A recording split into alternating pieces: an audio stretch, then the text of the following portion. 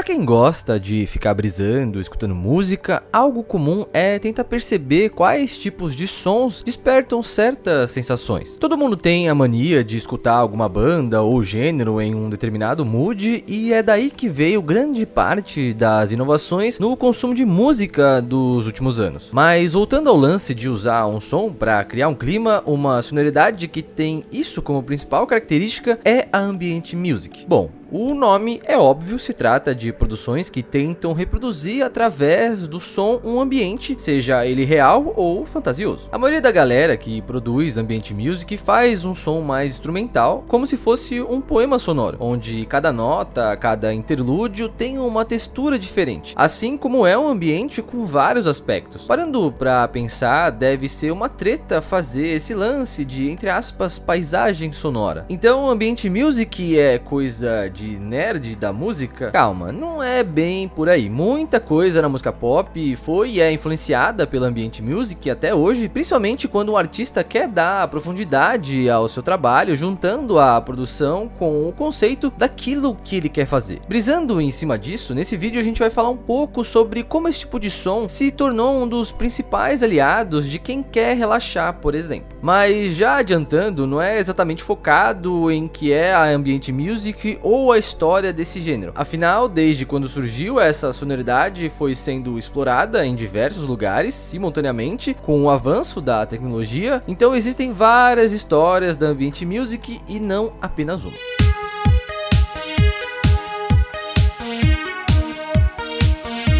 Uma boa forma de começar é trazendo um aspecto que diferencia esse som dos outros que a gente está acostumado a ouvir. Na ambient music, a figura criativa principal não é a banda ou o cantor, mas sim o produtor. Isso pode não parecer grande coisa pra você, mas faz total sentido. Não é um lance tipo o pessoal da ambient music é tímido e não gosta de aparecer cantando, mas é que o som funciona dessa forma, só com a música como protagonista, algo pra você criar a sua própria experiência com o som sem uma letra como guia. Nesse rolê do produtor ser quem dá a cara mesmo pra música, muitos produtores ficaram marcados e ganharam relevância, porque mesmo não aparecendo, eles foram influenciando uma galera e o modo de mexer com as texturas do som foram se tornando assinaturas reconhecíveis. Uma figura importante que cruzou o limite entre a ambient music e a música pop foi o produtor Brian Eno. Nos anos 70 ele foi um dos pioneiros da parada e mesmo sendo uma novidade, muita gente pirou logo de cara, como o David Bowie, que com a colaboração do produtor fez sua trilogia de Berlim, onde ele flertou com muita coisa da música eletrônica. Como a gente disse, muita coisa foi rolando simultaneamente, e um cara muito importante também para a popularização da ambient music foi o Ryuichi Sakamoto, tanto em trabalho solo como com o grupo o Yellow Magic Orchestra. Ele inclusive rompeu os limites da música, trabalhando muito com trilhas sonoras de filmes, evoluindo a imersão da ambient music para um outro nível. Olha, esse é um som que sim é bem específico, mas também é uma parada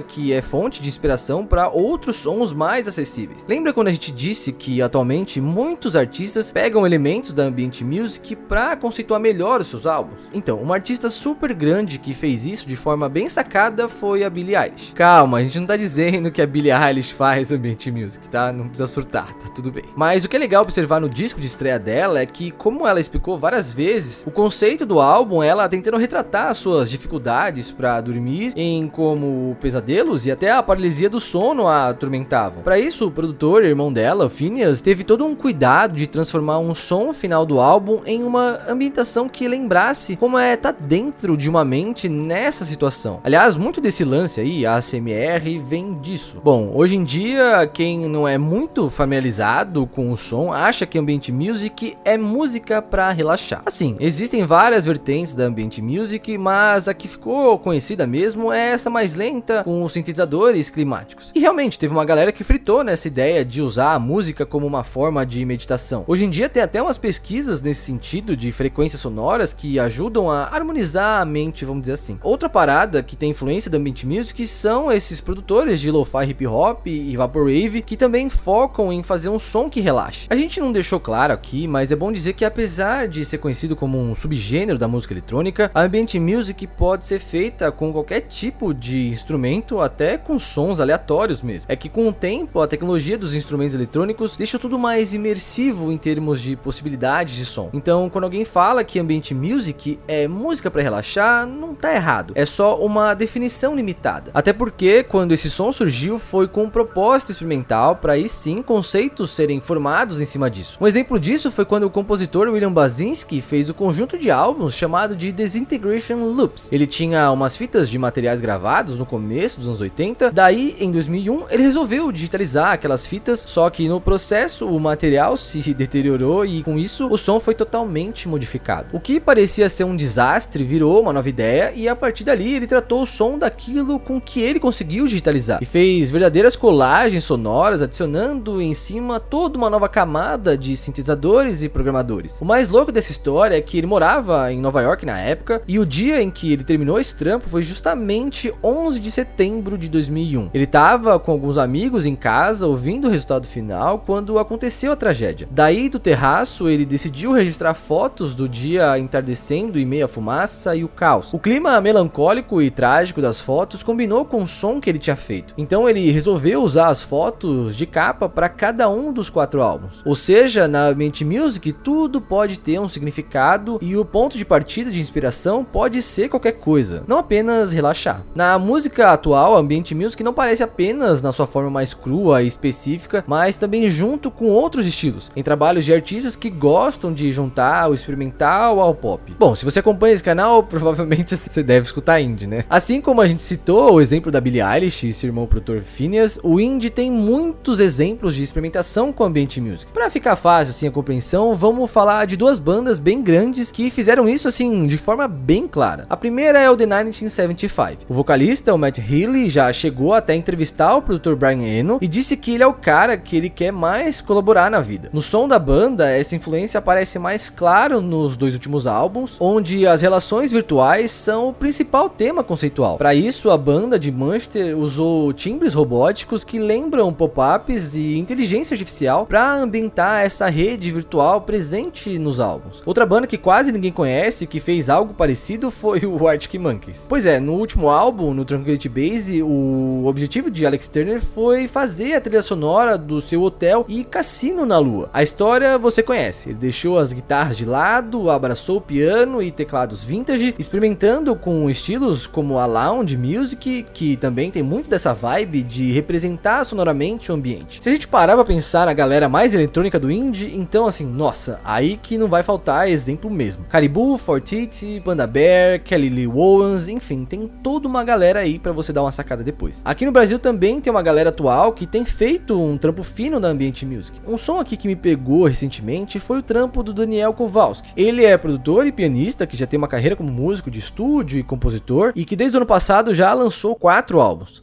Sim, 4 álbuns. 2 ano passado e 2 já esse ano. O som dele tem muito daquela vibe mais terapêutica da ambient music. Inclusive, os 2 álbuns que ele lançou nesse ano foram produzidos na frequência 432 Hz, que é chamada de frequência da felicidade pela galera que estuda Sound Healing. Para você que não sabe, o Sound Healing, né, traduzido para o português como cura sonora, consiste em técnicas com instrumentos sonoros específicos que visam ali facilitar estados meditativos de regeneração, harmonização e também de cura. O trabalho mais recente dele foi o álbum A Cloud for a Dream's World, onde ele se inspirou na ligação emocional com seus pais para criar um ambiente sonoro. E ao longo do álbum, as músicas são partes dessa viagem para esse mundo com começo, meio e fim. O que é mais da hora é que tudo pode ganhar um novo significado. Como o som é instrumental, as músicas podem ser trilha sonora para sua própria viagem, assim, sabe? A gente recentemente chegou a falar do som dele lá no blog e aqui na descrição a gente vai deixar também os links, tudo bonitinho para você sacar esse som. Ao longo do tempo foi se formando uma visão de que a música eletrônica é só uma parte da dance music, mas na real ela tá muito mais ligada a experimentos sonoros. Além de tudo que a gente falou sobre viajar através do som e coisas do tipo, é interessante também sacar o quanto a música é protagonista na ambient music. E não só isso, o quanto a experiência pessoal é valorizada. Às vezes a gente fica preso naquilo de ter um popstar como figura central em um som e perde a oportunidade de se conectar com a música música através de outras maneiras. Até porque, se a gente parar pra pensar nisso, entra até um rolê de autoconhecimento. Tipo assim, quais viagens sua mente pode fazer impulsionadas por um tipo de som? Como a gente disse no começo, esse vídeo traz mais questões do que respostas, mas sempre lembrando que o importante é perceber que às vezes a gente resume essa experiência apenas ao consumo e não em como a música faz parte da nossa vida, ao retratar emoções e ambientes que nos cercam.